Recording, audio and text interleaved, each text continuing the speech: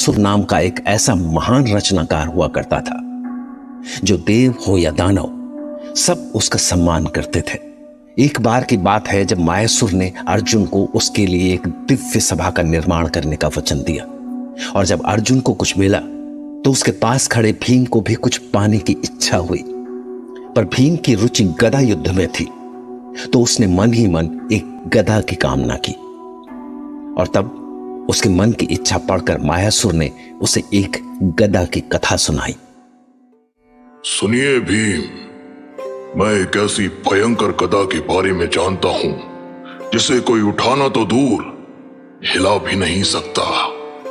कभी राजा वृषपर्व ने एक युद्ध के बाद वो गदा कैलाश के पीछे बिंदुसर में रख दी, और बस वो तब से वहीं पड़ी है। मैं उस गदा को देखना चाहता हूं मायासुर, क्या आप मुझे वहां ले चलेंगे? मैं एक बार उसे उठाने का प्रयास करूंगा। पहले सुन तो ले महाबली, उस गदा में सोने की इतनी सुंदर कड़ियां लगी हैं कि वो किसी का भी मन मोह सकती है। और सबसे रहस्य की बात यह है कि वो अकेली गदा 1,00,000 गदाओं के बराबर मूल्य की है। वाह, तब तो गदा मेरे पास होनी चाहिए। अरे अरे, क्या कर रहे हैं महाबली भीम? ये अपनी गदा क्यों पटकने लगे? ओह, मुझे लगा जैसे वो महान गदा मेरे हाथों में आ गई है। कुछ और बताइए ना उसके बारे में। जैसे गांडीव धनुष अर्जुन के हाथों में शोभा देता है, वैसे ही सुंदर वो गदा आपकी भुजाओं में लगेगी। और हाँ, वहां वरुण देव का एक शंख भी है जिसकी आवाज सुनकर बड़े बड़े योद्धा धरती पकड़ लेते हैं। सच कहूं तो वो शंख भी उस गदा से कम महान नहीं है, पर उसे फूंकना तो दूर कोई उसको उठा भी नहीं सकता। और अगर मैं दोनों एक साथ उठा लूं तो? उस गदा और शंख की बात सुनकर भीम किसी बच्चे की तरह मचलने लगा, तो मजबूर होकर मायासुर कैलाश के उत्तर में मैनाक पर्वत पर गया। वहीं था बिंदसर तीर्थ। तो बस परम शक्तिशाली मायासुर ने वहां पहुंचकर गदा और शंख उठाए और उन्हें भीम के पास ले आए। अरे भीम, अरे कहां गए? मुझे लौटने में ऐसी देर भी नहीं हुई थी कि तुम दुखी होके चले गए। अब इस शंख और गदा का क्या करूं? मायासुर जी, मैं आ गया। अरे भाई, पर तुम चले कहां गए थे? दरअसल जब मायासुर को लौटने में देर हुई तो भीम के सब्र का बांध टूट गया और वो खुद गदा और शंख लेने चल पड़ा। लेकिन फिर जब उसे वहां कहीं कुछ नहीं मिला तो वो दुखी होकर वापस लौटा। आपने लौटने में बड़ी देर कर दी मायासुर जी। अरे हाँ, वो शंख और गदा कहाँ है? यही है। यही कहाँ? जल्दी बताइए, मैं देखना चाहता हूं उन्हें। ओहो, तुम तो बच्चों की तरह। ये देखो, यही रखा है। अरे, पर ये शंख और गदा तो इतने विशाल नहीं लगते। आपने तो कहा था कि... अरे, तुम जैसे महाबली के लिए बड़े नहीं होंगे भीम। साधारण योद्धा तो इन्हें हिला भी नहीं सकते। तो भीम को उन्हें उठाने में थोड़ी मुश्किल तो जरूर हुई, पर आखिरकार उसने उन्हें उठा लिया। और फिर जैसे ही उसने शंख को पूरी ताकत से फूंका तो ऐसी भयंकर आवाज हुई कि पहाड़ों और जंगलों में पशु पक्षी जान बचाकर भागने लगे।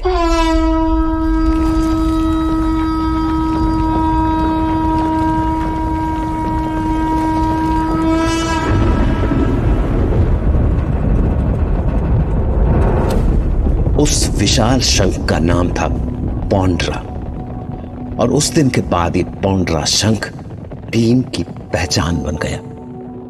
जय महाभारत।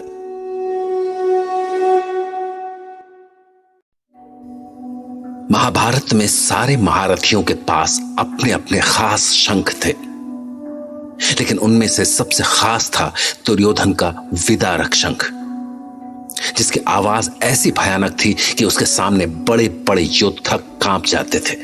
विदारक का तो अर्थ ही होता है विदीर्ण करने या भारी दुख देने वाला।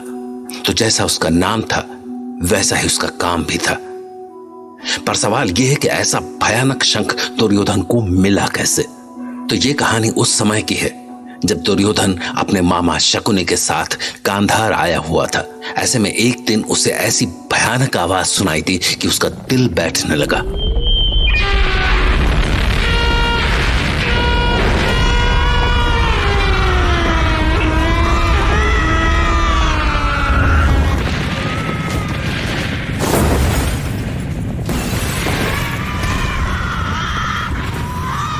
मतलब उस आवाज ने उसका ऐसा बुरा हाल कर दिया कि वो भागा भागा सीधा अपने मामा शकुनी के पास पहुंचा।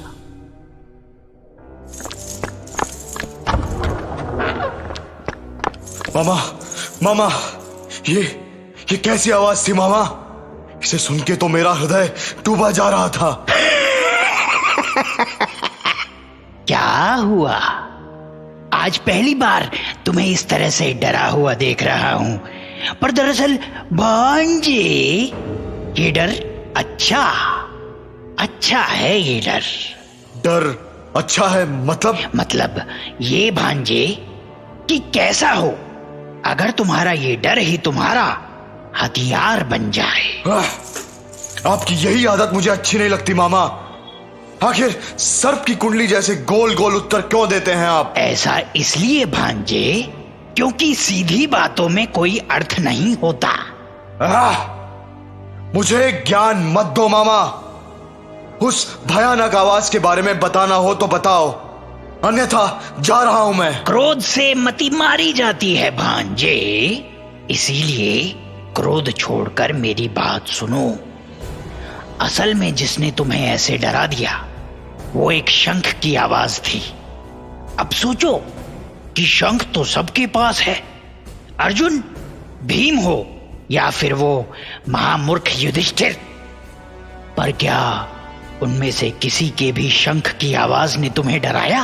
नहीं, किसी ने नहीं। पर इस शंख की आवाज डराती है, दिल बैठा देती है। और ये शंख गांधार की सीमा पर रहने वाले एक ऋषि के पास है जो हिंसक पशुओं और चोर लुटेरों को भगाने के लिए इसे बजाते हैं। तो मैं क्या करूं उस पागल ऋषि का? हे ईश्वर, आकर समझाओ मेरे भांजे को। इसे समझाओ कि पागल वो ऋषि नहीं, ये स्वयं है। हाँ, अरे मेरे भोले भांजे, तुम उस शंख का प्रयोग शत्रुओं को भयभीत करने के लिए कर सकते हो। अरे हाँ मामा, ये तो मैंने सोचा ही नहीं। चलिए अभी उस ऋषि के पास चलते हैं। और तो दुर्योधन ने शकुनी को साथ लिया और चल पड़ा गांधार की सीमा पर। दरअसल गांधार की सीमा पर कई ऋषि मुनियों का निवास था जिन्हें लगातार कबीलाई चोर लुटेरों का संकट बना रहता था, जिनसे सुरक्षा के लिए वो ऋषि इस शंख का प्रयोग करते थे। तो जैसे ही शकुनी ने दुर्योधन को उस ऋषि के पास पहुंचाया, दुर्योधन ऋषि के चरणों में गिर गया। प्रणाम ऋषिवर। प्रसन्न रहो, कहो कैसे आए हो? सुना है आपके पास कोई विशेष शंख है, मैं उसे बजाकर देखना चाहता हूं। तुम तो कोई राजकुमार लगते हो और मेरा शंख राजपुत्रों के काम की नहीं है। क्या मेरा काम है क्या नहीं, ये मैं तय कर लूंगा ऋषिवर। अब बस मुझे वो शंख दीजिए। हट मत करो राजकुमार, मैंने कहा ना कि वो शंख आपके काम की नहीं है। बस ऋषिवर बस, यदि आप अभी भी। अरे शांत भांजे, शांत। और ऋषिवर, आप भी कैसे ऋषि हैं? एक शंख को छाती से लगा के बैठे हैं। देखिए, आप इन्हें नहीं जानते, हस्तिनापुर के कुमार हैं ये। इनका क्रोध मत जगाइए, नहीं तो अनर्थ हो जाएगा। देखिए, मुझे इस शंख से मोह नहीं है, पर मनुष्यों के लिए इसका स्वर बहुत दुखदाई है। शंख निकालो महात्मा, अभी इसी समय। दुर्योधन के ऐसे तेवर देखकर ऋषि ने तुरंत वो शंख उसके हवाले कर दिया। दुर्योधन ने वैसा शंख आज तक नहीं देखा था, और फिर जब उसने उसे फूंका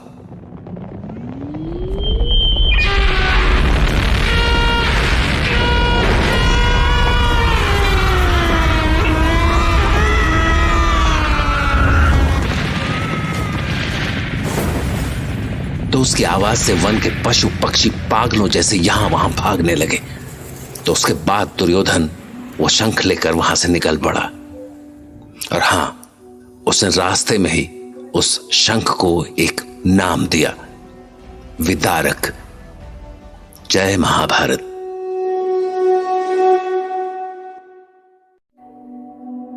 कहीं का ईंट कहीं का रोड़ा, भानुमति ने कुनबा जोड़ा। पर आखिर दुर्योधन की पत्नी भानुमति को लेकर यह मुहावरा बना ही क्यों? दरअसल कंबोज राज चंद्रवर्मा की बेटी भानुमति जितनी बुद्धिमान थी उतनी ही शक्तिशाली भी। यहां तक कि वो खेल खेल में दुर्योधन से पंजा भी लड़ाया करती थी। तो हुआ ये कि जब उसके पिता चंद्रवर्मा ने उसके विवाह के लिए स्वयंवर का आयोजन किया तो वहां शिशुपाल, जरासंध, रुक्मी और कर्ण जैसे योद्धाओं के साथ दुर्योधन भी पहुंचा। इसके बाद जब अपनी अनुचरियों के साथ भानुमति मंडप में पहुंची तो उसे देखते ही दुर्योधन उसका ऐसा दीवाना हो गया कि उसने धीरे से कर्ण के कान में कुछ कहा। इतनी सुंदर कन्या तो मेरे हिस्से में ही आएगी मित्र कर्ण। पर यदि नहीं आई तो? आएगी मित्र, निश्चित आएगी। बस इसके लिए मुझे तुम्हारा साथ चाहिए होगा। मैं तो मरते दम तक तुम्हारे साथ हूं मित्र। फिर स्वयंवर की घोषणा होने के बाद जैसे ही भानुमति वरमाला लेकर आगे बढ़ी तो उसका रूप देखकर सारे राजे महाराजाओं का दिल जोर से धड़कने लगा। तो अब हाथों में वरमाला लिए आगे बढ़ती हुई भानुमति एक एक करके राजाओं पर नजर डालती और आगे बढ़ जाती, और निराश राजाओं की नजरें उसका पीछा करती रहती। फिर भानुमति दुर्योधन के पास पहुंची, उसे एक नजर भर के देखा भी, पर फिर आगे बढ़ गई।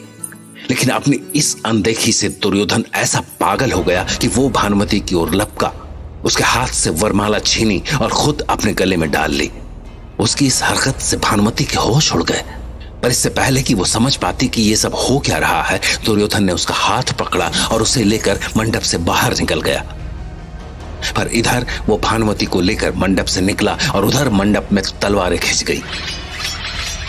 ये सब देखकर दुर्योधन एक पल को रुका और कर्ण की ओर देखकर बोला, मैंने कहा था ना मित्र कि मुझे सिर्फ तुम्हारा साथ चाहिए होगा। तुम निश्चिंत होकर जाओ दुर्योधन, तुम्हारा मित्र कर्ण इन सबको देख लेगा। और अपनी सारी मुश्किलों को कर्ण के हवाले करके जब दुर्योधन बाहर पहुंचा तो उसका रथ पहले से ही तैयार था, और बस वो भानुमति को लेकर उस पर सवार हुआ और रथ आंधी की तरह वहां से निकल पड़ा। जबकि उधर स्वयंवर सभा में घमासान हो रहा था। लेकिन कर्ण के युद्ध कौशल ने जल्द ही ज्यादातर राजाओं को मैदान छोड़ने पर मजबूर कर दिया। केवल महाबली जरासंध भी बाकी था, जो अब कर्ण पर पागल हाथी की तरह टूट पड़ा। और फिर उन दोनों के बीच ऐसा भयानक घमासान हुआ कि उसे देखकर लोगों का खून जम गया।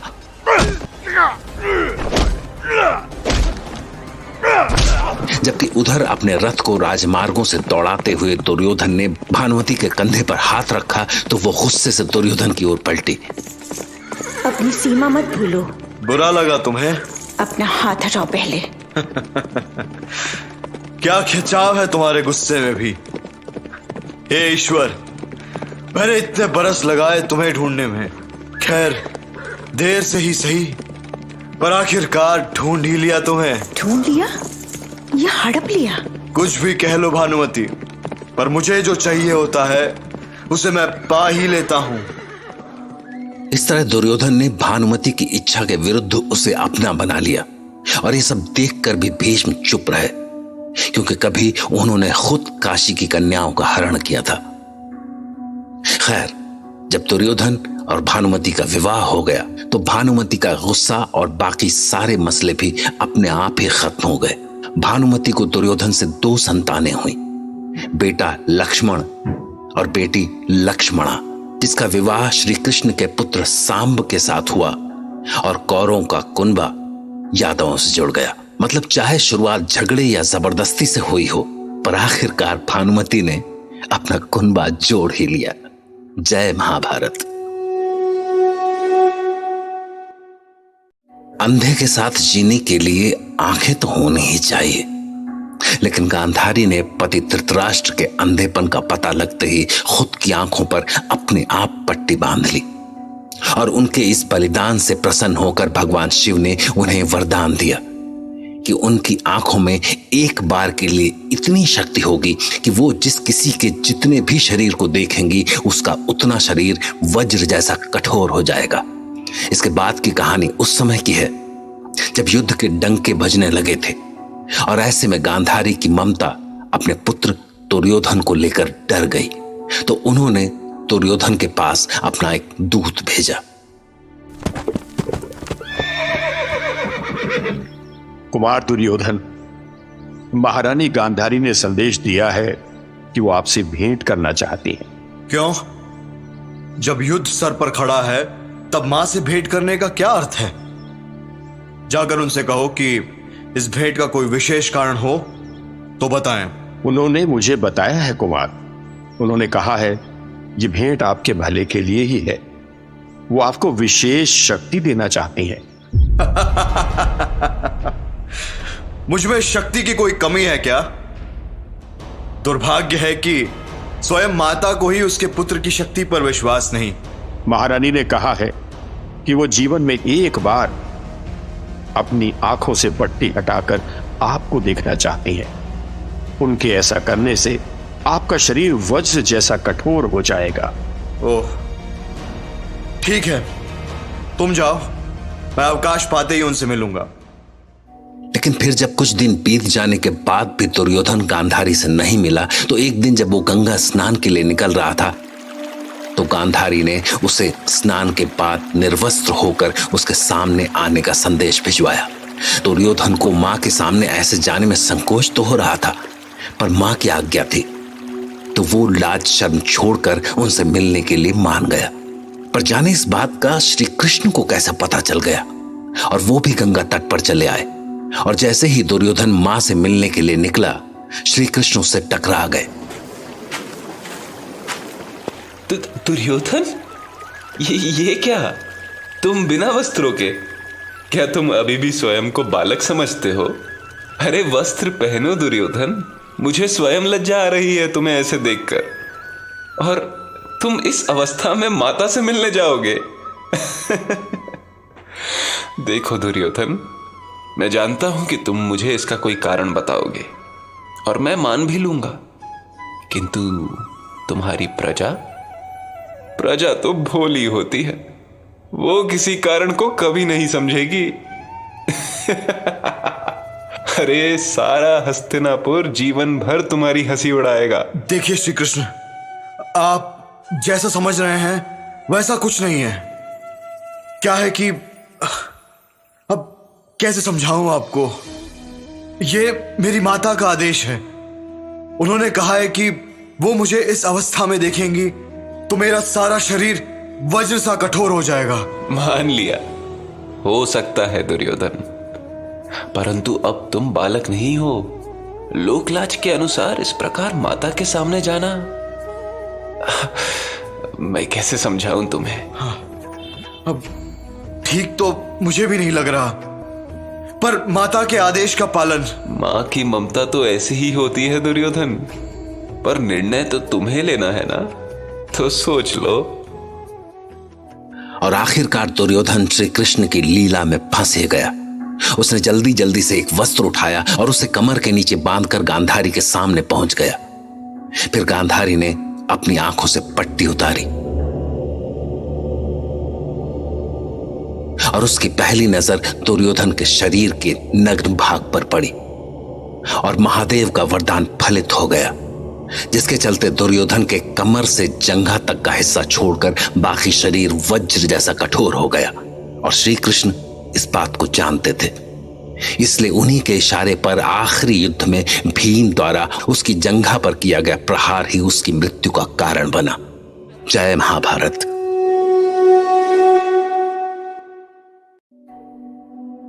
महाभारत के युद्ध के दौरान पांडवों और कौरवों के शिविर के पास एक सरोवर था जिसमें दोनों पक्ष के लोग स्नान ध्यान किया करते थे। लेकिन एक दिन दुर्योधन के साथ एक विचित्र घटना घट गई। दरअसल हुआ ये कि अभी दुर्योधन अपने भाइयों के साथ स्नान करके सरोवर से बाहर निकला ही था कि तभी कुछ गंधर्व उसके सामने आ गए।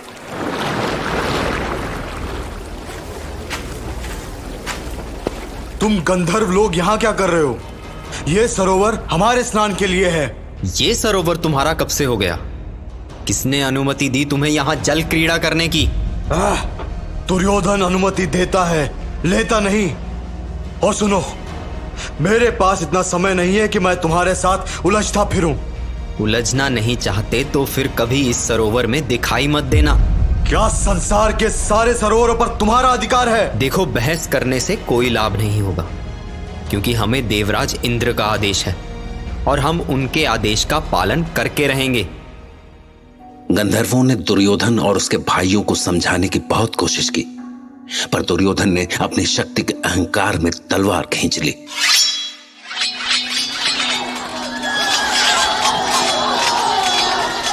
लेकिन गंधर्व इतने शक्तिशाली थे कि कुछ ही देर में दुर्योधन के भाई बंधु अस्त्र शस्त्र छोड़कर वहां से भाग खड़े हुए और गंधर्वों ने दुर्योधन को बंदी बना लिया। पर जैसे ही पांडवों को इसकी जानकारी मिली, अर्जुन और भीम भागे भागे वहां पहुंचे। और जब अर्जुन ने दुर्योधन को ऐसे रस्सियों में जकड़ा हुआ देखा तो उसे उस पर दया आ गई।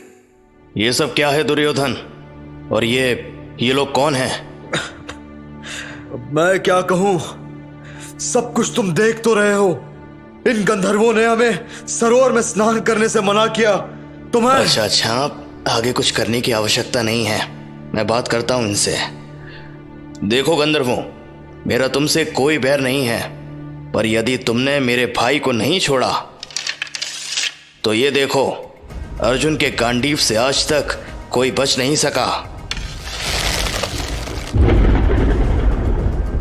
किंतु हम देवराज इंद्र के आदेश का पालन कर रहे हैं। भूल तो इस दुर्योधन ने की है। भूल किसकी है ये मैं नहीं जानता, मैं बस इतना जानता हूं कि या तो तुम दुर्योधन को मुक्त करोगे या मुझसे युद्ध। ऐसे में गंधर्व भी कहां रुकने वाले थे, तो बस उन्होंने भयानक युद्ध छेड़ दिया। लेकिन जल्द ही अर्जुन उन्हें घुटनों पर ले आया और वो दुर्योधन को मुक्त करके इंद्रलोक लौट गए। और इसके बाद जब अर्जुन ने दुर्योधन के बंधन खोले तो दुर्योधन का सर शर्म से झुका हुआ था। अर्जुन, जब मेरे सारे भाई मुझे उन क्रूर गंधर्वों के बीच छोड़कर भाग गए, तब तुमने मेरी रक्षा की। मैं तुम्हारे इस उपकार के बदले तुम्हें कुछ देना चाहता हूं। कुछ भी मांग लो मुझसे, मैं तुम्हें वरदान देना चाहता हूं। वरदान की क्या आवश्यकता है दुर्योधन? हम भले ही एक दूसरे के विरोधी हैं, पर कोई बाहरी आकर तुम पर अत्याचार करे ये मैं नहीं सह सकता। नहीं अर्जुन, नहीं, मैं तुम्हारे इस उपकार के भार से दबा जा रहा हूं। मुझ पर कृपा करो और वरदान लेकर मुझे इस भार से मुक्त कर दो। चलो ठीक है, तुम्हारी इतनी इच्छा है तो तुम्हारा वरदान स्वीकार किया मैंने, उचित समय पर मांग लूंगा। अब जाओ, तुम्हारे भाई तुम्हारी प्रतीक्षा कर रहे होंगे। तो इसके बाद उधर दुर्योधन वापस लौटा और इधर अर्जुन ने अपने शिविर में पहुंचकर अपने बाकी भाइयों को सारी घटना सुनाई। यह घटना महाभारत की ऐसी अकेली घटना थी जब दुर्योधन ने अर्जुन के सामने अपना सर झुकाया और उसे मनचाहा वरदान मांगने को कहा। जय महाभारत।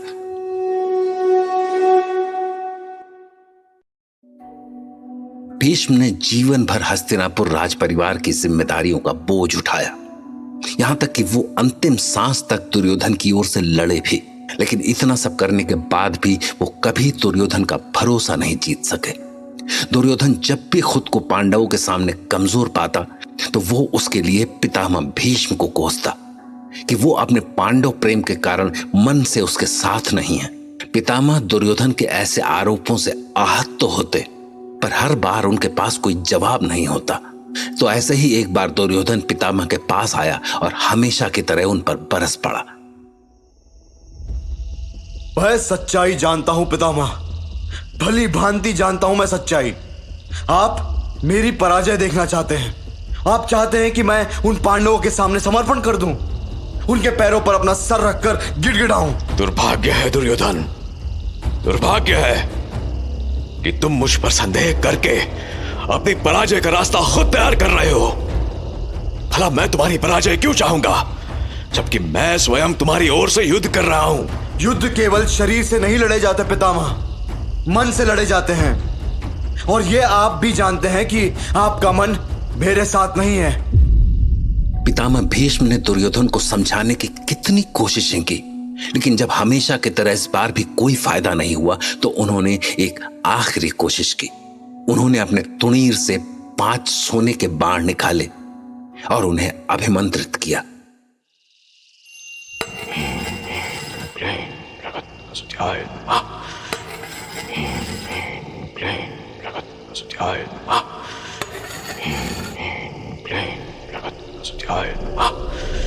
ओम फट स्वाहा।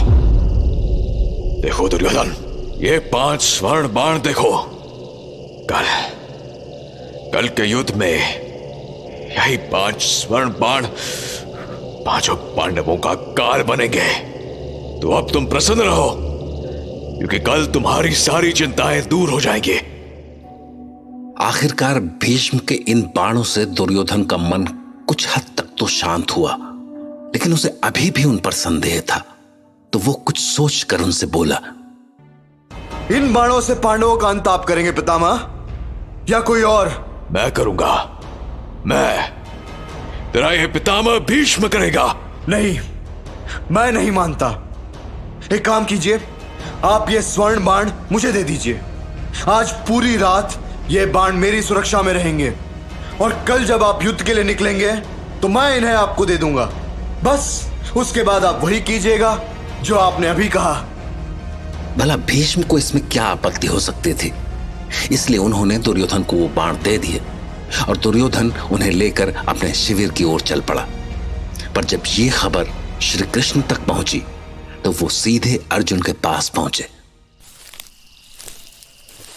केशव, आप इतनी रात को? सब कुशल तो है? कुछ भी कुशल नहीं है पार्थ।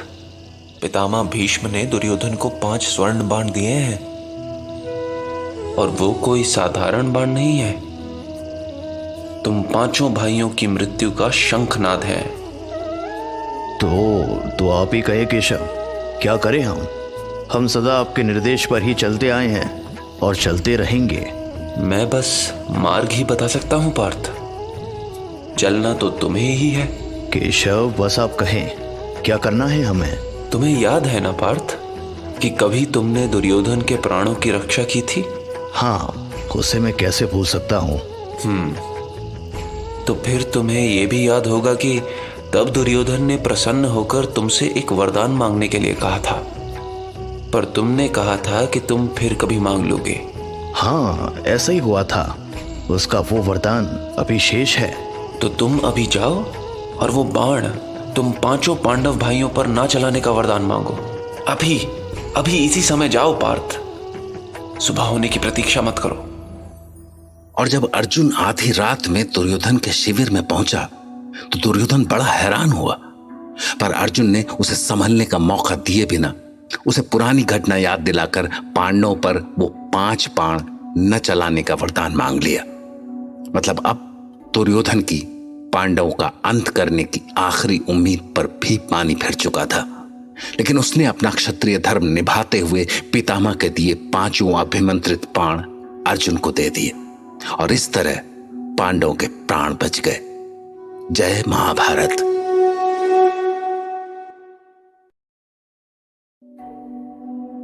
महाभारत के युद्ध का शंखनाद हुआ तो दोनों ओर की सेनाएं भयानक शोर करती हुई कुरुक्षेत्र की ओर बढ़ चली।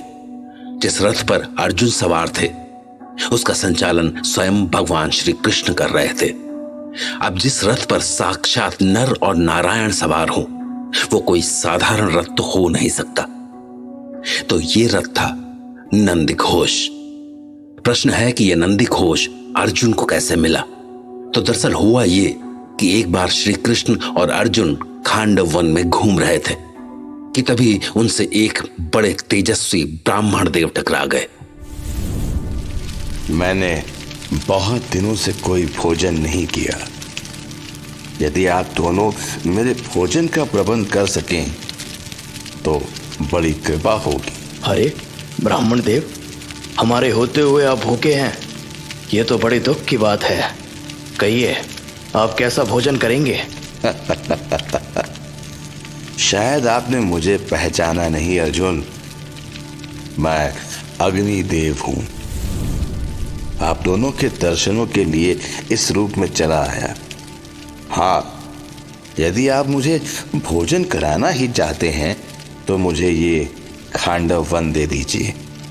इस वन को जलाकर ही मेरी भूख शांत होगी। ओह, यदि आपकी यही इच्छा है अग्निदेव, तो खांडव वन तो आपके सामने है। आपको इसे जलाने से किसने रोका है? इंद्रदेव ने। मैंने कई बार इस वन से अपनी भूख शांत करनी चाहिए, किंतु वो हर बार वर्षा करके मेरी भूख मिटने से रोक देते हैं। हम दोनों देवराज से युद्ध कर सकते हैं, किंतु संकट ये है कि यहाँ वन में रहने के कारण हमारे पास देवराज से युद्ध करने के लिए अच्छे अस्त्र नहीं हैं। यदि आप हमें अस्त्र शस्त्र दे सकें तो हम आपकी इच्छा अवश्य पूर्ण करेंगे। अर्जुन के ऐसा कहते ही अग्निदेव ने उन्हें गांडीव धनुष, अक्षय तुणीर और चक्र भेंट किए, जिसके बाद अब इधर दिव्यास्त्रों से युक्त अर्जुन और श्री कृष्ण इंद्रदेव का सामना करने के लिए तैयार थे और उधर अग्निदेव ने खांडव वन को प्रज्वलित कर दिया। और नतीजा ये हुआ कि कुछ ही देर में पूरा आकाश धुएं से भर गया। लेकिन फिर जब ये काले धुएं के बादल देवलोक तक पहुंचे तो देवराज इंद्र ने मूसलाधार वर्षा कर दी।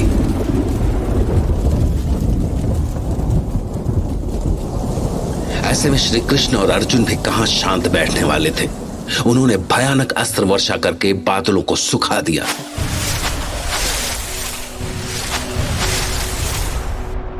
लेकिन ये देखकर देवराज इंद्र को ऐसा गुस्सा आया कि वो अपना वज्र लेकर युद्ध करने के लिए पहुंच गए और फिर दोनों पक्षों के बीच एक घमासान शुरू हो गया।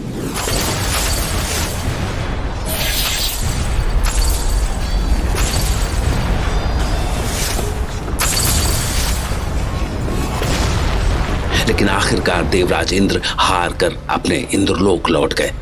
जबकि खांडव वन को अपना भोजन बना लेने के बाद अग्निदेव श्री कृष्ण और अर्जुन के पास पहुंचे और उनसे वर मांगने के लिए कहा। तब श्री कृष्ण बोले, अग्निदेव, आपने हमें बहुत कुछ दिया है, परंतु यदि आप हमें और कुछ भी देना ही चाहते हैं तो ऐसा वरदान दें कि मेरी और अर्जुन की ये मित्रता अनंत काल तक बनी रहे। तब अग्निदेव ने श्री कृष्ण की कामना पूरी होने का वरदान देकर अर्जुन को एक अद्भुत रथ भेंट किया। 4 घोड़ों वाला यह रथ जब चलता तो इससे एक सुंदर संगीत पैदा होता।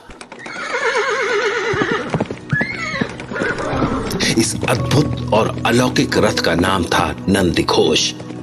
वही नंदीघोष जिस पर सवार होने के बाद अर्जुन और श्री कृष्ण ने महाभारत के युद्ध की दशा ही पलट दी। जय महाभारत।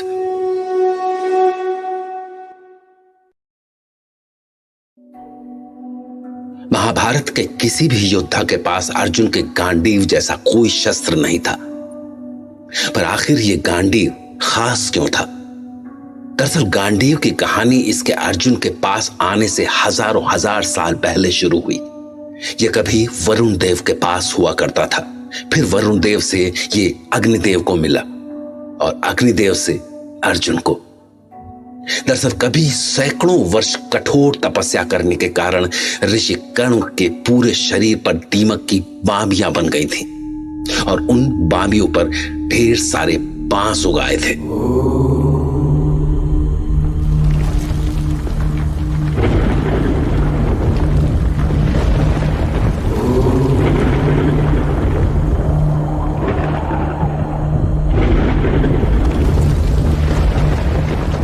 और आखिरकार स्वयं प्रजापति ब्रह्मा को ऋषि के सामने प्रकट होना पड़ा।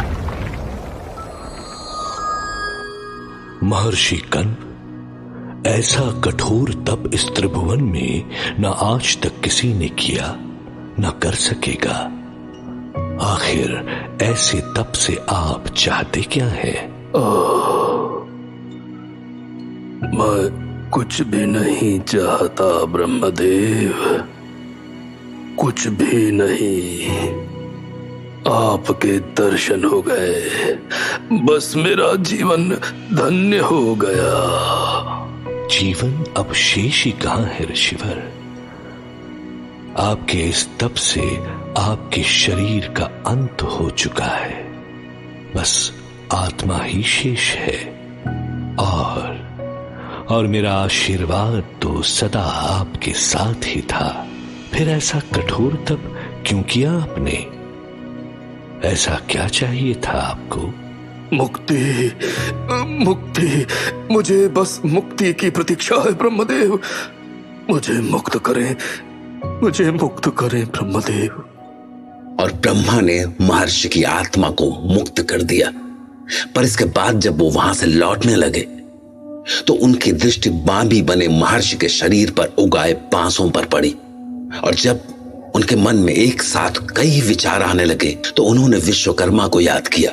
और जब विश्वकर्मा उनके सामने प्रकट हुए तो ब्रह्मा उनसे बोले, महर्षि कण्व के मिट्टी से बने शरीर पर उगे ये बांस साधारण नहीं हो सकते विश्वकर्मा, ये बहुत विशेष है।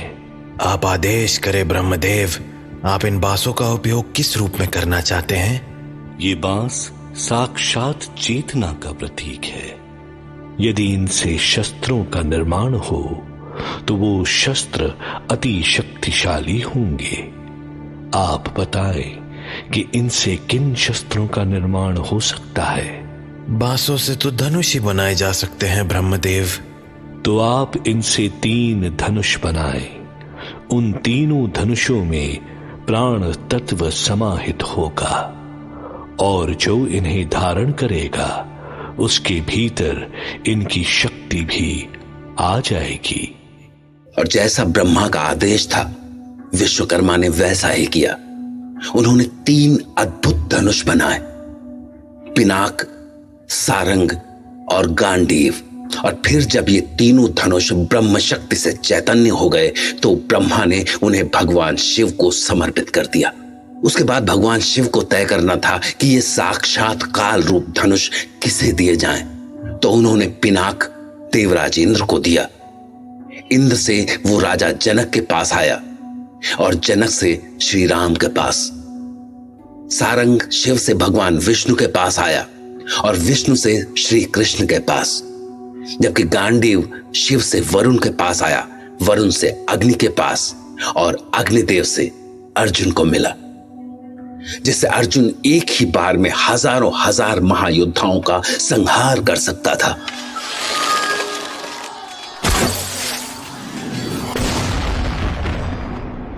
जय महाभारत।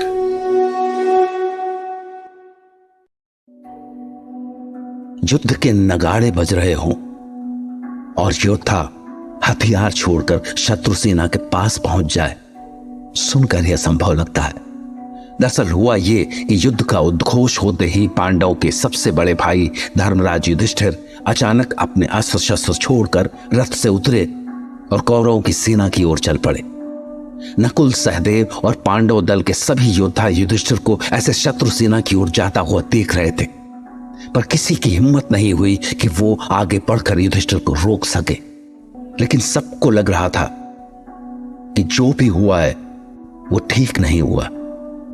पर आखिर ये सब देखकर भीम से नहीं रहा गया।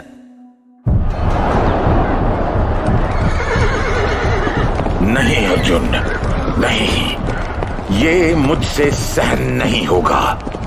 मुझे समझ में नहीं आता कि आखिर भ्राता युधिष्ठिर करना क्या चाहते हैं। इतनी मुश्किल से कौरवों से प्रतिशोध लेने का अवसर आया है और ये उनसे संधि करने जा रहे हैं। ऐसे क्रोध करने से कुछ नहीं होगा भैया भीम। वैसे भी हमें क्या पता वो क्यों जा रहे हैं शत्रु सेना की ओर? मेरा तो ये सोचकर ही खून खौल रहा है कि यदि इन्होंने हार के डर से कौरवों से संधि कर ली तो मैं अभी रोकता हूं इन्हें। आप ठहरिए भैया भीम, मैं बड़े भैया को रोकने की कोशिश करता हूं। ठहरिए बड़े भ्राता, रुक जाइए, ये ठीक नहीं कर रहे हैं आप अनर्थ कर रहे हैं भैया। ऐसे खाली हाथ शत्रु के पास मत जाइए, अभी भी समय है, रुक जाइए। हमें लज्जित मत कीजिए भैया। भाई पुकार रहे थे, पर युधिष्ठिर बिना किसी के सुने बढ़ते ही जा रहे थे। उन्हें ऐसे अपनी ओर आता देखकर कौरव खुद हैरान थे। दुर्योधन को लगा कि युधिष्ठिर डर गया है, इसलिए अपनी जान बचाना चाहता है। शकुनी को लगा कि वो पितामह से दया की भिक्षा मांगना चाहता होगा, पर जब तक कोई किसी निष्कर्ष पर पहुंचता, युधिष्ठिर पितामह के रथ के पास पहुंच चुके थे। और जैसे ही उसे ऐसे अपने सामने पाकर बौखलाए हुए भीष्म अपने रथ से उतरे, युधिष्ठिर ने उनके पैर पकड़ लिए। क्षमा पितामह, मैं अपने सभी भाइयों की ओर से आपसे क्षमा मांगता हूं। हम कितने दुर्भाग्यशाली हैं कि अपने ही भाइयों के विरुद्ध युद्ध करने के लिए खड़े हैं, परंतु हमारे लिए सबसे बड़ा दुर्भाग्य यह है पितामह कि आप हमारे साथ नहीं हैं। आखिर ऐसी क्या भूल हो गई हमसे? अधीर मत हो युधिष्ठिर, क्योंकि अधीरता हमें कमजोर करती है। मैं हस्तिनापुर के सिंहासन की ओर से युद्ध लड़ने के वचन से बंधा हूं पुत्र, इसलिए मुझे कौरवों की ओर से लड़ना होगा। किंतु तुम निश्चिंत रहो, क्योंकि इस युद्ध में जय तुम्हारी ही होगी। बस तुम किसी भी क्षण अपने कर्तव्य से पीछे मत हटना। क्या अब युद्ध के सिवा कोई और कर्तव्य शेष है? और चाहे हम अपने कर्तव्य पद पर कितना भी डटे रहें, हमें युद्ध तो आपके विरुद्ध ही लड़ना होगा। सुनो पुत्र युधिष्ठिर, मेरे पास इच्छा मृत्यु की शक्ति है, इसलिए मेरे प्राण तभी जाएंगे जब मैं चाहूंगा, और उसके बाद तुम्हें अवसर मिलेगा। और तुम्हें किस बात का भय है? तुम्हारे साथ तो स्वयं श्री कृष्ण है, उनसे बड़ा योद्धा इस संसार में कोई नहीं। किंतु वो शस्त्र नहीं उठाएंगे पितामह। अस्त्र शस्त्रों से कोई योद्धा नहीं होता पुत्र। योद्धा की पहचान उसके विवेक और कौशल से होती है। और पितामह भीष्म से आशीर्वाद लेने के बाद युधिष्ठिर द्रोणाचार्य और कृपाचार्य के पास पहुंचे, उनके चरणों को छूकर आशीर्वाद लिया। और जब वो वापस लौटे तो दुर्योधन का भाई युयुत्सु उनके पास आया और उसने पांडव पक्ष से लड़ने की इच्छा जताई। युधिष्ठिर ने उसे हृदय से लगाया और अपने पक्ष में उसका स्वागत किया। ये सारा दृश्य देखकर श्री कृष्ण के होठों पर एक मुस्कान उभरी।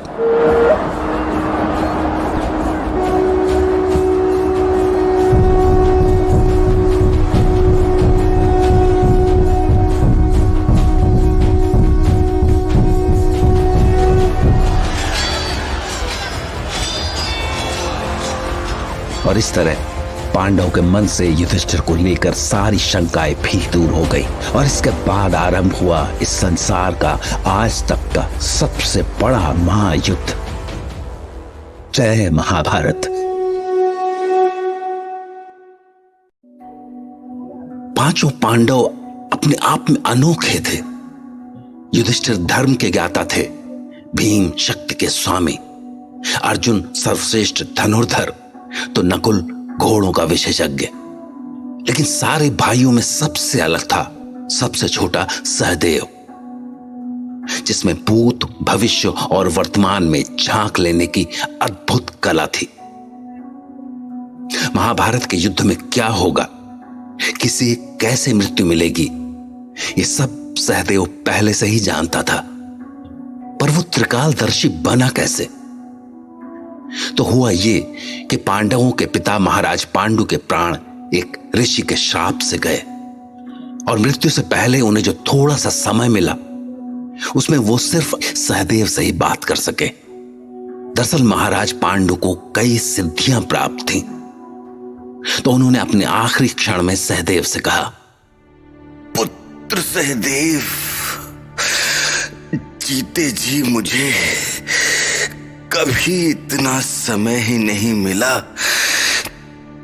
कि मैं तुम्हें अपनी सिद्धियां दे पाता, परंतु पुत्र, मैंने अनुभव किया है कि तुम्हें वो विशेष योग्यता है जिससे तुम मेरी सिद्धियां ले सकते हो। किंतु पिताजी, आपकी सिद्धियां मुझे कैसे मिल सकती हैं? मिल सकता है पुत्र। मैं तुम्हें एक सूत्र देता हूं जिसके आवाहन से तुम्हें मेरे मस्तिष्क में संचित दुर्लभ ज्ञान की प्राप्ति होगी। तो अब अपना ध्यान एकाग्र करो। और फिर पांडु ने सहदेव को कुछ ऐसे सूत्र दिए जिसने उसका जीवन बदल दिया। बड़े होकर उसने गुरु द्रोणाचार्य से धर्म, शास्त्र और चिकित्सा के साथ ज्योतिष का भी ज्ञान लिया। ज्योतिष के साथ पिता के सूत्रों का प्रयोग करके उसने तीनों कालों में देखने की सिद्धि पाई। लेकिन उसकी इस सिद्धि पर ग्रहण तब लग गया जब उसके बारे में श्री कृष्ण को पता चला। दरअसल ये सारी सिद्धियां स्वयं श्री कृष्ण के पास भी थीं, लेकिन वो मानते थे कि भविष्य का ज्ञान वर्तमान में प्रकट हो जाए तो कर्म का कोई अर्थ नहीं रह जाएगा। इसलिए एक दिन उन्होंने सहदेव से कहा, न भविष्य देखना है, न किसी को बताना है। जैसी आपकी आज्ञा केशव। और स्मरण रहे कि यदि तुमने कभी भूल से भी ऐसा कर दिया तो उसी क्षण तुम्हारी मृत्यु हो जाएगी। तो उस दिन के बाद सहदेव ने न कभी भविष्य में झांकने की कोशिश की और न किसी को कुछ बताने की। इसलिए नहीं कि उसे अपनी मृत्यु का भय था, बल्कि इसलिए कि वो इस सृष्टि का विज्ञान समझ चुका था। जय महाभारत। अश्वत्थामा का जन्म न जाने कितने तप और मानता के बाद हुआ था। इसीलिए द्रोणाचार्य अपने उस बेटे को संसार के सारे सुख देना चाहते थे, जिसके लिए वो राजा द्रुपद से मदद मांगने भी गए। पर द्रुपद ने उन्हें मदद की जगह अपमानित किया और अपने इस अपमान पर भड़का आचार्य का क्रोध कुरुवंश को कुरुक्षेत्र तक ले आया। पर हां, शक्ति सामर्थ्य में ये बाप बेटे ऐसे थे कि यदि वो अंत तक साथ रहते तो महाभारत के युद्ध का परिणाम कुछ और ही होता। दरअसल महाभारत का युद्ध शुरू होते ही द्रोणाचार्य और अश्वत्थामा ने रणभूमि में हाहाकार मचा दिया।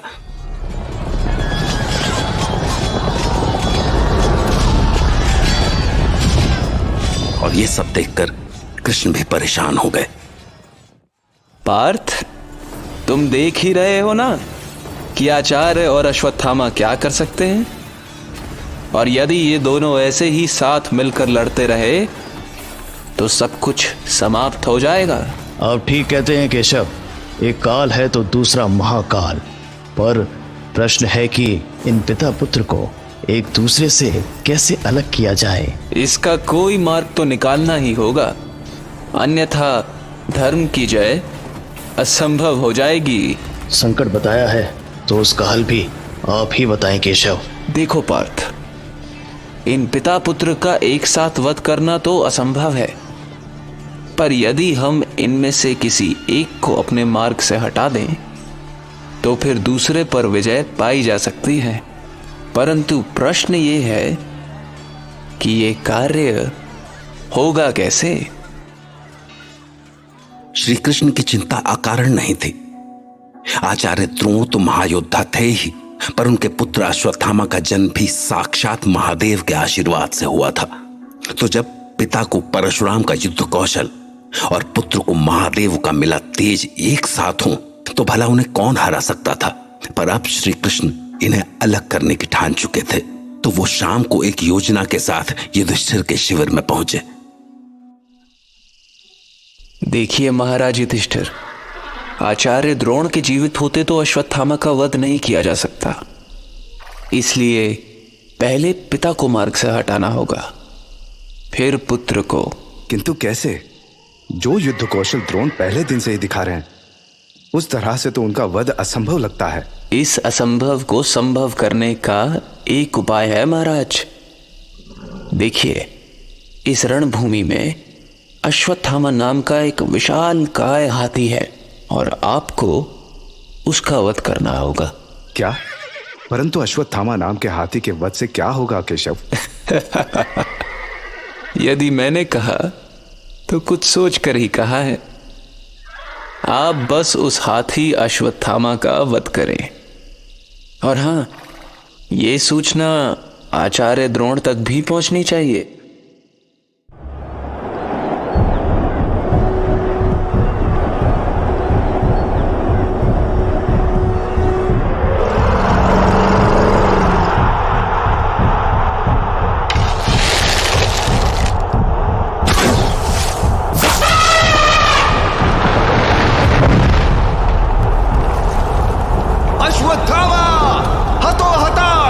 अश्वत्थामा हतो हता।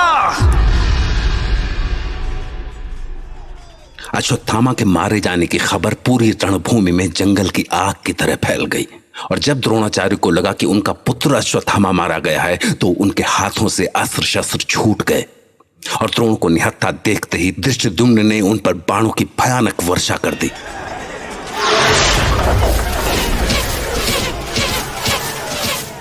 और जैसे ही आचार्य जमीन पर गिरे उसने उनका सर काट लिया। लेकिन इसके बाद जब अश्वत्थामा को अपने पिता की मृत्यु की खबर मिली तो उसके सर पर ऐसा खून सवार हो गया कि उसने पांडव दल में भयानक हाहाकार मचा दिया।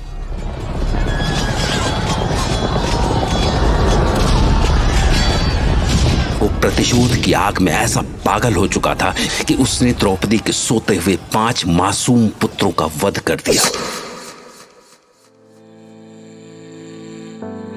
तो इस तरह भले ही श्री कृष्ण की द्रोण को रास्ते से हटाने की युक्ति कामयाब हो गई हो, लेकिन उसके बदले पांडवों ने जो कुछ खोया वो उन्हें जीवन का सबसे बड़ा दुख देकर गया।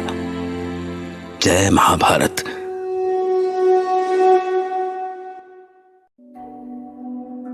आचार्य द्रोण ने अपने पिता भारद्वाज के आश्रम में रहते हुए धनुर्विद्या सीखी और आचार्य बनने के बाद अपना घर बसा लिया।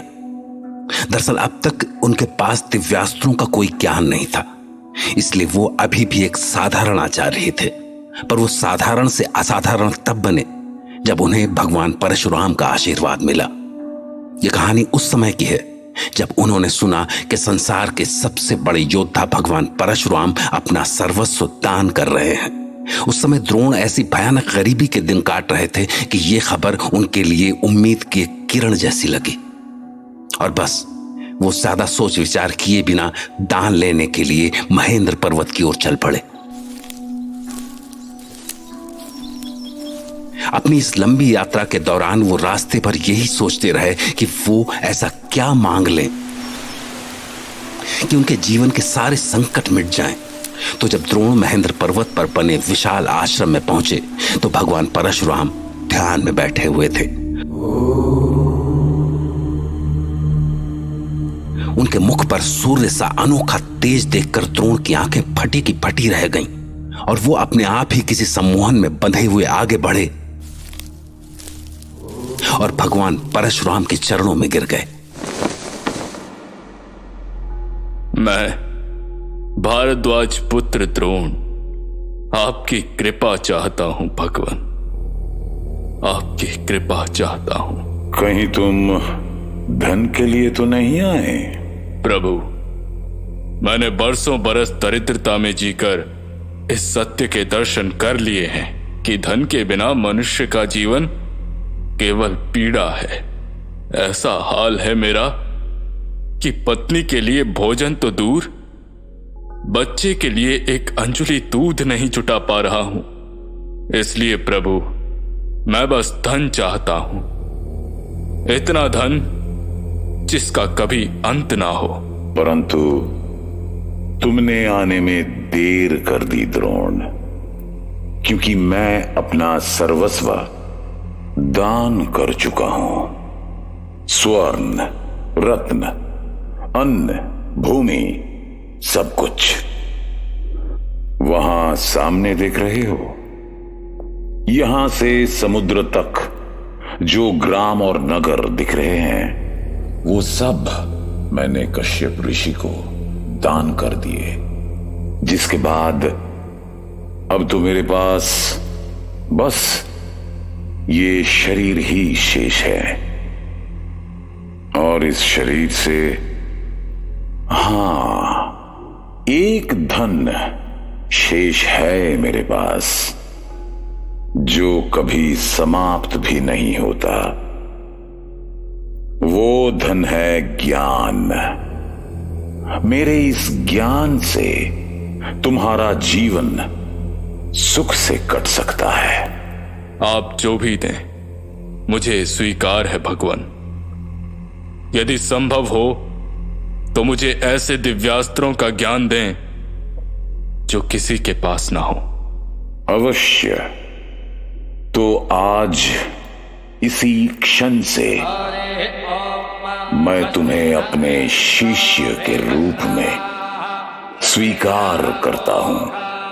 अब तुम महादिव्यास्त्रों के ज्ञाता और संसार के महानतम आचार्य बनकर ही इस आश्रम से लौटोगे।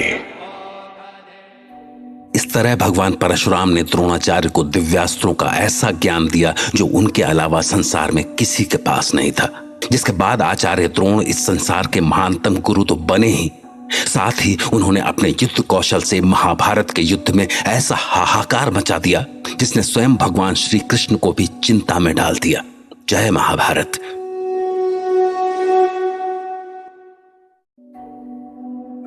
श्री कृष्ण महाभारत के सूत्रधार थे, लेकिन वो अर्जुन के सारथी बने क्योंकि वो उसे जीवन का सत्य बताना चाहते थे। और महाभारत का युद्ध वो पहला मौका नहीं था जब उन्होंने अर्जुन को रास्ता दिखाया। दरअसल एक बार अर्जुन श्री कृष्ण के साथ घूमने निकला तो उन्हें रास्ते में एक गरीब भिक्षा मांगता दिखा और अर्जुन को उस पर दया आ गई तो उसने उसे एक स्वर्ण मुद्राओं से भरी पोटली थमा दी। नतीजे में वो गरीब खुशी से चहकता सुंदर भविष्य के सपने देखता अपने घर की ओर चल दिया। पर दुर्भाग्य से रास्ते में उसकी पोटली पर चोरों की नजर पड़ गई और वो उसकी स्वर्ण मुद्राओं की पोटली छीन कर भाग खड़े हुए।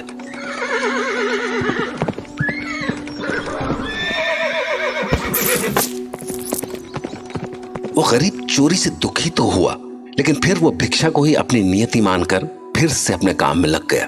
पर संयोग से जब अगले दिन भी अर्जुन ने उसे भिक्षा मांगते देखा तो उसने हैरान होकर उस गरीब से पूछा, अरे भाई, तुम फिर से भिक्षा मांग रहे हो? मैंने तुम्हें इतनी सारी मुद्राएं दी थी, उनसे तुम्हें संतोष नहीं है? क्या कहूँ महाराज, आपकी दी मुद्राएं लुटेरे ले भागे और भाग्य ने मुझे फिर से वही लाकर खड़ा कर दिया। ये सुनकर अर्जुन को उस गरीब पर इतनी दया आई कि उसने उसे एक अनमोल माणिक दे दिया। और इस बार वो गरीब उस माणिक को बड़ी हिफाजत से घर लाया और उसे एक पुराने घड़े में छुपा कर रख दिया। यहां तक कि उसने इस बारे में अपनी पत्नी को भी कुछ नहीं बताया। इसके बाद दिन भर के थके हारे उस गरीब को नींद आ गई, लेकिन इस बीच घर में पानी खत्म हो जाने से उसकी पत्नी पानी लेने के लिए निकली। पर रास्ते में उसका घड़ा टूट गया तो वो घर से पुराना घड़ा ले आई और जैसे ही उसने उस पुराने घड़े को पानी में डुबाया, माणिक नदी में चला गया। और फिर जब अगले दिन उस गरीब को यह सब पता चला तो वो अपने भाग्य को कोसता हुआ फिर से भिक्षा मांगने निकल पड़ा। और संयोग से जब इस बार भी उस पर अर्जुन की नजर पड़ी तो वो उसका हाल देखकर बहुत दुखी हुआ। लेकिन इस बार श्री कृष्ण ने मुस्कुराते हुए उस गरीब के हाथ में एक तांबे का सिक्का रख दिया और यह देख के अर्जुन को बहुत अजीब लगा। केशव, ये क्या किया आपने? उस मामूली से तांबे के सिक्के से क्या भला होगा उस बेचारे गरीब का? भविष्य का क्या पता मित्र। यदि तुम्हें जानना ही है कि उस सिक्के से उसका क्या भला होगा तो उसके पीछे जाओ और देखो कि वो उसका क्या करता है। तो अर्जुन उस गरीब के पीछे पीछे चल पड़ा। घर के रास्ते में जाते हुए उस गरीब ने देखा कि एक मछली मछुआरे के जाल में फंसी तड़प रही है, तो उसे उस मछली पर दया आ गई और उसने उस तांबे के सिक्के को देकर मछली को खरीदा और उसे वापस नदी में छोड़ने के लिए अपने भिक्षा पात्र में रखकर नदी की ओर बढ़ा। पर तभी अचानक उसने देखा कि उस मछली के मुंह से कुछ निकला, और यह देखकर उसके होश उड़ गए कि वो कुछ और नहीं बल्कि वो ही माणिक था जो पानी में डूब गया था। और वो खुशी से चिल्लाया,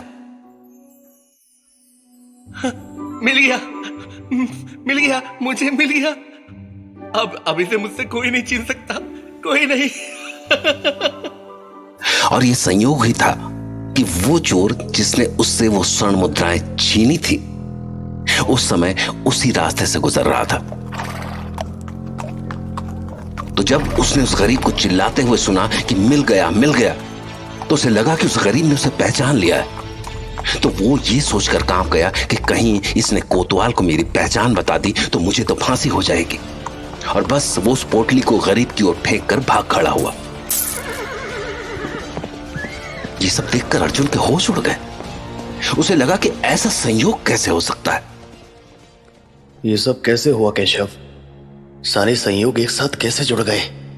मतलब जो कार्य स्वर्ण मुद्राओं की पोटली और बहुमूल्य माणिक से नहीं हुआ, वो एक मामूली तांबे के सिक्के से कैसे हो गया? सुख के बारे में सोचते रहने से सुख नहीं मिलता पार्थ, सुख मिलता है कर्म से।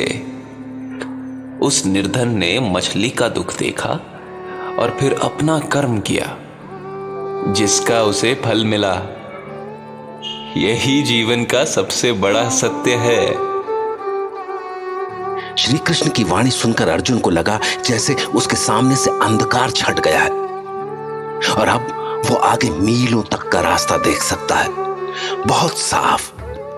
जय महाभारत। महाबली भीम में इतनी शक्ति थी कि महाभारत के युद्ध में सारे कौरव भाइयों का अंत उसी ने किया। यहां तक कि सारे संसार में अगर कोई उसकी शक्ति को चुनौती दे सकता था तो वो था बर्बरीक, जो खुद भीम के बेटे घटोत्कच का बेटा था। और उसने भीम को अपने अथाह बल का एहसास तब कराया जब पांडव अज्ञातवास के समय देवी के दर्शनों के लिए जा रहे थे। तो लंबी यात्रा की थकान हुई तो वो सब एक पेड़ की छाया में बैठकर विश्राम करने लगे। इस बीच जाने भीम के मन में क्या आया कि वो वहां से निकला और चंडी कुंड में घुसकर अपने हाथ मुंह धोने लगा। लेकिन तभी उसे एक भयानक आवाज सुनाई दी। मूर्ख! देवी के पवित्र कुंड को गंदा करने का दुस्साहस! चुपचाप कुंड से बाहर निकल, अभी, इसी समय। अरे भाई, तुम हो कौन जो छुपकर आदेश दे रहे हो मुझे? मेरा परिचय बाद में पूछना, पहले इस कुंड से बाहर निकल। इस कुंड में देवी पूजन से पहले मैं स्नान करता हूं। मतलब जिस कुंड में तुम स्नान कर सकते हो उसमें मैं नहीं कर सकता है? देख, तुझसे बड़ा मैं हूं, इसलिए इस कुंड पर पहला अधिकार मेरा है। आयु अधिक होने से क्या होता है मूर्ख? तेरी आयु बड़ी है पर मेरी देवी भक्ति इतनी आयु की होकर भी तुम्हें नहीं पता कि भक्ति से बड़ा कुछ नहीं होता। अरे भाई, पर तुम मुझे ये सारा ज्ञान देने वाले होते कौन हो? जल का जो प्रयोग होता है वही तो कर रहा हूं मैं। सारे ऋषि मुनि ऐसा ही करते हैं। ऋषि मुनि बहते जल में स्नान करते हैं, लेकिन कुंड का जल स्थिर होता है, इसीलिए सब इसी में स्नान करने लगे तो ये दूषित हो जाएगा। समझ आया क्या? आ गया तो ठीक है, नहीं तो इसके आगे मेरी भुजाएं समझाती हैं। छोटे से बर्बरीक के तेवर देखकर भीम को बड़ी हैरानी हुई और वो उसे अज्ञानी बालक समझकर माफ कर देना चाहता था। लेकिन तभी बर्बरीक ने गुस्से में आकर सामने पड़ी हुई एक विशाल चट्टान उठाई और भीम पर दे मारी।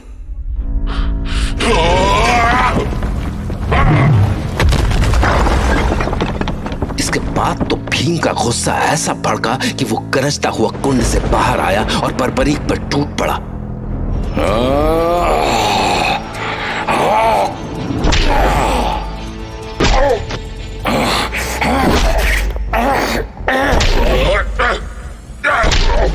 कहीं क्या?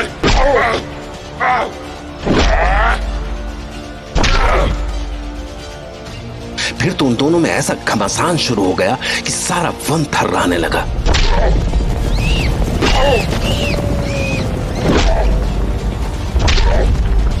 और जब वो घमासान थोड़ा आगे बढ़ा तो भीम को एहसास हुआ कि जिसे वो अभी तक एक बालक समझ रहा था, उसी ने उसके चक्के छुड़ा दिए, बल्कि अब तो उसने भीम को अपनी शक्तिशाली भुजाओं में ऊपर उठा लिया।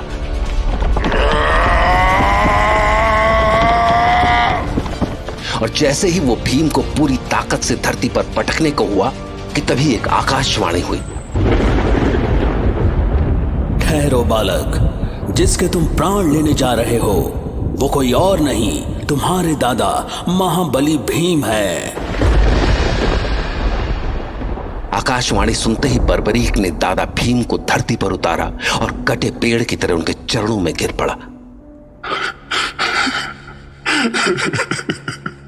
दादाजी, मुझसे पाप हो गया दादाजी, महापाप हो गया, महापाप हो गया मुझसे। भीम की आंखों में तो ये सोचकर ही आंसू आ गए कि उसका पोता इतना शक्तिशाली है, और उसने बर्बरीक को उठाकर अपने सीने से लगा लिया। लेकिन जब उससे भी बर्बरीक का पश्चाताप कम नहीं हुआ तो भीम उससे बोला, तुमने कुछ भी गलत नहीं किया पौत्र। मैं प्रसन्न हूं कि तुम महाबली होने के साथ साथ देवी के ऐसे महान भक्त भी हो। देवी तुम्हारा कल्याण करें, तुम्हारी जय हो। लेकिन भीम के लाख समझाने के बाद भी बर्बरीक का पश्चाताप कम नहीं हुआ और वो अपने प्राण त्यागने के लिए समुद्र की ओर चल पड़ा। पर जैसे ही वो गहरे समुद्र में कूदने को था कि तभी देवी प्रकट हो गई। ठहरो पुत्र, मैं तुम्हारी भक्ति से प्रसन्न होकर तुम्हें वरदान देती हूँ कि तुम्हारा ये पश्चाताप मिटाने को एक दिन भगवान शिव स्वयं आएंगे। जय महाभारत। महाभारत के युद्ध में दुनिया भर के बड़े बड़े राजे महाराजाओं ने भाग लिया था, पर वहीं कुछ महारथी ऐसे भी थे जो इस युद्ध से बिल्कुल दूर रहे। उन्हीं में से एक थे श्री कृष्ण के बड़े भाई बलराम। हालांकि दुर्योधन और भीम दोनों को गदा युद्ध की शिक्षा उन्होंने ही दी थी, फिर ऐसा क्या हुआ कि उन्होंने खुद को महाभारत के युद्ध से अलग कर लिया? दरअसल हुआ ये कि जब महाभारत का युद्ध तय हो गया तो दुर्योधन श्री कृष्ण के पास पहुंचा और उनसे उनकी नारायणी सेना मांग लेने के बाद उसने अपने आने की सूचना बलराम को भिजवाई। दुर्योधन के आने की खबर सुनकर बलराम भी सारे काम धाम छोड़कर उसे मिलने जा पहुंचे। प्रणाम गुरुदेव, अपने चरणों में इस शिष्य का प्रणाम स्वीकार करें। कल्याणमस्तु। दुर्योधन, बड़े प्रसन्न दिख रहे हो, कहो कैसे आना हुआ? श्री कृष्ण से मिलने आया था भगवान। महाभारत के इस महायुद्ध के लिए उनसे उनकी नारायणी सेना मांगने, और जानते हैं वो मुझे मिल भी गई। यादवों की अपराजेय नारायणी सेना। किंतु कृष्ण तो अर्जुन के साथ है ना, फिर उसने अपनी सेना तुम्हें क्यों दी? वो स्वयं चाहे जिसके भी साथ हो भगवान, परंतु युद्ध में तो सेना ही काम आती है। अब मुझे बस आपका साथ चाहिए गुरुदेव। आपके होते मैं कोई युद्ध नहीं हार सकता। परंतु दुर्योधन, ये मत भूलो कि युद्ध में जय किसी की भी हो, हारती मानवता ही है। और मैं तुम्हारा गुरु हूं, तुम्हारा पक्ष लेता हूं। इसका यह अर्थ नहीं कि पांडवों का शत्रु बन जाऊं। जैसे श्री कृष्ण अर्जुन के साथ होंगे वैसे आप मेरे साथ हो जाइए, बस इतनी सी ही बात है गुरुदेव। बात इतनी सी नहीं है दुर्योधन। यदि कृष्ण अर्जुन के साथ है तो मैं तुम्हारे साथ होकर उसका विरोधी नहीं हो सकता। मैं तो युद्ध के ही पक्ष में नहीं हूं। युद्ध बस विनाश लाता है, इसीलिए मैंने कृष्ण को भी रोकने का प्रयास किया और उसने मुझे वचन दिया कि वो अर्जुन के साथ रहेगा तो, परंतु अस्त्र नहीं उठाएगा। और आखिरकार दुर्योधन को अपने गुरु के पास से खाली हाथ लौटना पड़ा। दरअसल जब श्री कृष्ण ने शस्त्र न उठाने की प्रतिज्ञा की तो बलराम ने भी उस युद्ध में हिस्सा नहीं लेने की प्रतिज्ञा कर ली, और ये बताने के लिए वो एक दिन स्वयं युधिष्ठिर के शिविर में पहुंचे।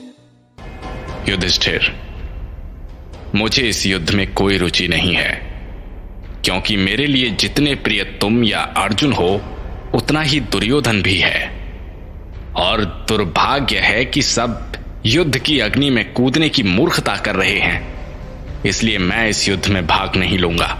दाऊ, मैंने नहीं कहा कि आप हमारे लिए युद्ध लड़े, परंतु मैं आपका साथ अवश्य चाहता हूं। नहीं, यह संभव नहीं है। मैं तुम कुरुवंशियों को आपस में ही लड़ते हुए नहीं देख सकता। मैं तीर्थ यात्रा पर जा रहा हूं, ताकि कौन लड़ा कौन मरा ये मेरे कानों तक ही ना पहुंचे। इतना कहकर गुस्से से भरे हुए बलराम तीर्थ के लिए निकल पड़े, लेकिन युद्ध के आखिरी दिन वो कुरुक्षेत्र में जरूर पहुंचे, और उस दिन उन्होंने जो देखा उससे उनका हृदय रो पड़ा। उस दिन उनकी आंखों के सामने उनके शिष्य भीम और दुर्योधन के बीच दिल दहला देने वाला गदा युद्ध हुआ।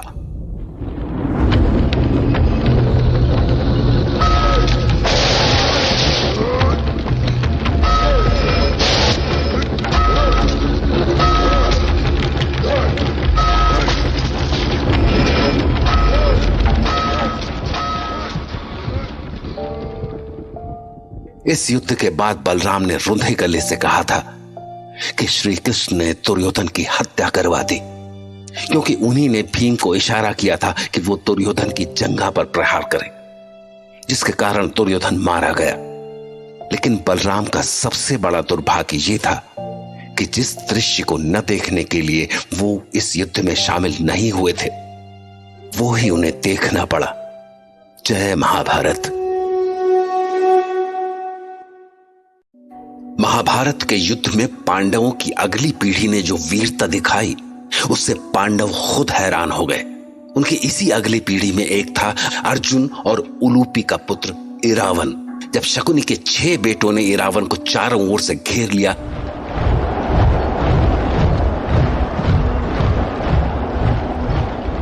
तो इरावन ने अकेले ही उन 6 का वध कर डाला, और उसकी इस वीरता से दुर्योधन ऐसा बौखला गया कि उसने अगले दिन कुरुक्षेत्र में 100 गुनी ताकत से लौटकर हाहाकार मचा दिया।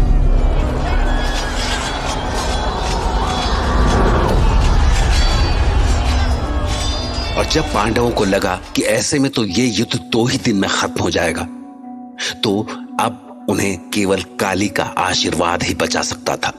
लेकिन जब उन्हें यह पता चला कि काली की इस पूजा में उन्हें किसी राजा के बेटे की बलि देनी होगी, तो वो सब सहम गए। लेकिन फिर जब अर्जुन का बेटा इरावन बलि के लिए सामने आया तो अर्जुन सहित सारे पांडवों की आंखें भर आईं, यहां तक कि स्वयं श्री कृष्ण का गला भी रुंध गया। अब मैं क्या कहूं? ऐसा साहस, ऐसा बलिदान मैंने आज तक नहीं देखा। और ये भी सत्य है कि इरावन जैसा धनुर्धारी भी इस संसार में कोई और नहीं होगा, और उसे खो देना पार्थ, इरावन को खोना मेरे लिए अपने पुत्रों को खोने से भी। आपकी बातें मुझे दुर्बल बना रही हैं केशव। संसार में ऐसा कौन सा पिता होगा जो... वो पिता तुम ही हो पार्थ। बस ये विश्वास रखो कि तुम्हारे पुत्र की बलि व्यर्थ नहीं जाएगी। इसके बाद बलि का अनुष्ठान शुरू हुआ। गाजे बाजे बज उठे। त्र्यंबकं यजामहे सुगंधिं पुष्टिवर्धनम् उर्वारुकमिव बन्धनान् मृत्योर्मुक्षीयमामृतात् यो रुद्रो अग्नव्यो अप्सुय ओषधीषु यो रुद्रो इरावन को दूल्हे की तरह सजाया गया, और फिर बलि से पहले श्री कृष्ण इरावन के पास पहुंचे और उससे उसकी अंतिम इच्छा पूछी। बलि से पूर्व अंतिम इच्छा पूछने का विधान है पुत्र इरावन, तो यदि तुम्हारी कोई इच्छा है तो बताओ। बस एक ही इच्छा है तात, कि मैं विवाहित मरता। तुम्हारी इच्छा तो अत्यंत सुखद है पुत्र। मेरा वचन है कि तुम्हारी ये इच्छा अवश्य पूरी होगी। श्री कृष्ण ने इरावन की इच्छा पूरी करने का वचन तो दे दिया, लेकिन सवाल यह था कि जिसकी अगले ही क्षण बलि होने वाली हो, उससे कौन कन्या विवाह करेगी। और जब बहुत ढूंढने के बाद भी ऐसी कोई कन्या नहीं मिली तो अर्जुन का दिल डूबने लगा कि वो अपने मरते हुए बेटे की एक इच्छा भी पूरी नहीं कर सकता। पर तभी उसकी नजर श्री कृष्ण पर पड़ी, जो अभी भी मुस्कुरा रहे थे। आपने रावण के विवाह का वचन तो दे दिया केशव, परंतु मुझे लगता है कि उसकी ये इच्छा अधूरी ही। इच्छा शक्ति तो असंभव भी संभव कर सकती है पार्थ, तो ये असंभव भी संभव होगा। श्री कृष्ण के इस विश्वास से अर्जुन थोड़ा शांत तो हुआ, लेकिन उसके मन की चिंता अभी भी गई नहीं थी। जबकि दूसरी ओर बलि की तैयारियां पूरी होने के साथ ही मंत्रोच्चार भी आरंभ हो गया।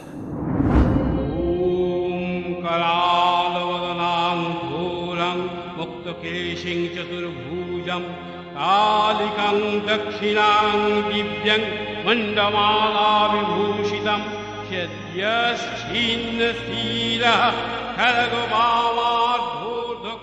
तभी जैसे कोई चमत्कार हुआ। अचानक एक अत्यंत सुंदर कन्या बलिवेदी के सामने प्रकट हुई और इरावन की ओर बढ़ी। और अभी सब लोग भौचक्के होकर उसे देख ही रहे थे कि वो स्वयं बोल पड़ी। प्रणाम देवों, मैं कुमार इरावन से विवाह करना चाहती हूं। यदि वो मुझे स्वीकारें तो मैं स्वयं को धन्य समझूंगी। हे ईश्वर, कन्या, तुमने हम पर इतना बड़ा उपकार किया है कि पुत्र रावण, क्या तुम्हें ये परम सुंदरी कन्या स्वीकार है?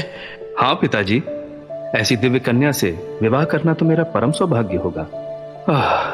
बलि देने का समय हो रहा है, तो हमें विवाह में शीघ्रता करनी होगी।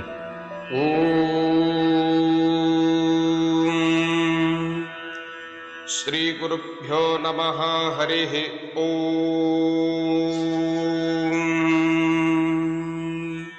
और बस विवाह का विधि विधान आरंभ हो गया।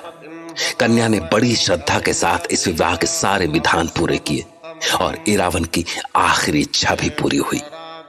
दरअसल ये कन्या कोई और नहीं, स्वयं श्री कृष्ण अपने मोहिनी रूप में थे। और उन्होंने केवल महान इरावन की इच्छा का ही सम्मान नहीं किया, बल्कि उसे हृदय से स्वीकार भी किया। और फिर जब विवाह के बाद इरावन इस संसार से विदा हुआ, तो वो अपने पति को विदा करते हुए सच्चे हृदय से रोए भी।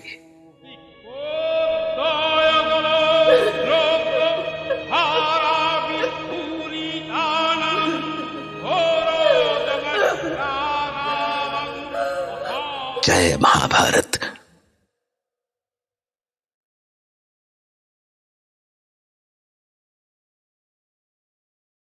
दरअसल महाभारत शकुनी के पासों से ही जन्मा था, पर शकुनी सिर्फ पासों का जादूगर नहीं था, वो माया विद्या का भी बहुत बड़ा खिलाड़ी था।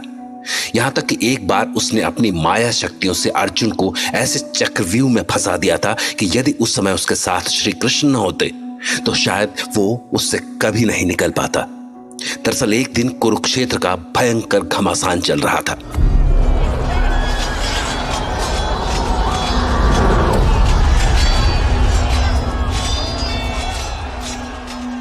तभी अचानक शकुनी के मन में आया कि कहीं ऐसा न हो कि यह युद्ध कुरुवंश के अंत से पहले ही समाप्त हो जाए। तो उसने दुर्योधन से कहा, सुनो भांजे दुर्योधन, मेरी बात ध्यान से सुनो। इस कृष्ण और अर्जुन की जोड़ी को हमारी सारी चालों का पहले से ही पता चल जा रहा है। सारा संसार जानता है ये कृष्ण कैसा मायावी है, और इसने हमें अपनी माया में ऐसा उलझा दिया कि छोड़ो मामा, ये दोनों तो स्वयं उलझे हैं, मुझे क्या उलझाएंगे ये।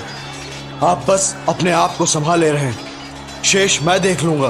अरे वाह भांजे वाह, तुम तो अपने मामा को ही ज्ञान देने लगे हैं। पर भांजे, अगर कहीं तुम्हारा ये अहंकार उल्टा पड़ गया तो ये जोड़ी कब तुम्हारा अंतिम संस्कार कर देगी तुम्हें भी पता नहीं चलेगा। ये क्या कह रहे हैं मामा? आपके होते कुछ भी उल्टा कैसे पड़ सकता है? अहंकार, फिर अहंकार। अरे मेरी बात ध्यान से सुनो भांजे, यदि तुम्हें ये युद्ध जीतना है तो उस मायावी कृष्ण और अर्जुन को घेरना पड़ेगा और उन्हें केवल तेरा मामा ही घेरो ना मामा। युद्ध के बीच में ये इतनी लंबी कथा क्यों सुना रहे हो? इसीलिए सुना रहा हूं भांजे, क्योंकि ये तुम्हारी विजय की कथा है। तो चलो आरंभ करते हैं ये विजय कथा। अब तुम बाकी पांडवों को उलझा कर रखो और मैं अर्जुन और कृष्ण को अपनी माया के चक्रव्यूह में फंसाता हूं। और फिर शकुनी ने अपना रथ श्री कृष्ण और अर्जुन की ओर घुमाया और इसके बाद माया के प्रयोग से उसने उन्हें ऐसा भ्रमित किया कि अचानक उनके सामने घनघोर अंधेरा छा गया।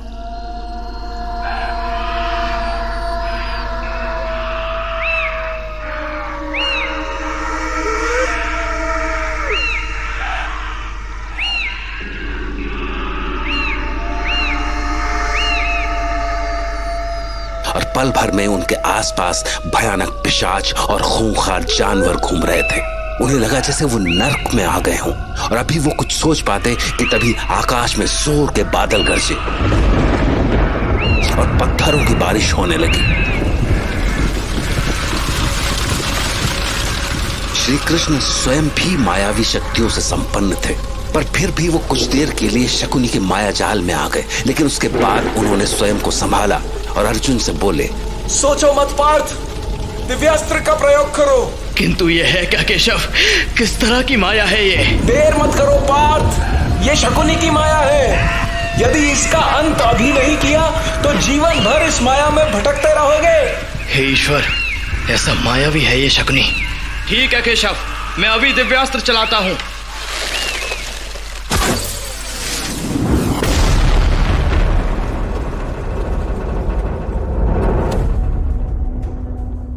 और इस तरह अर्जुन ने अपने दिव्यास्त्रों से शकुनी की माया को काट दिया। फिर जब सब कुछ सामान्य हुआ तो अर्जुन की घबराहट दूर हुई। श्री कृष्ण तो समझ ही रहे थे, तो इतना सब कुछ हो जाने के बाद भी उनके होठों पर मुस्कान थी। लेकिन हां, एक बार तो उसने अपनी माया से भगवान श्री कृष्ण को भी फंसा दिया था। जय महाभारत।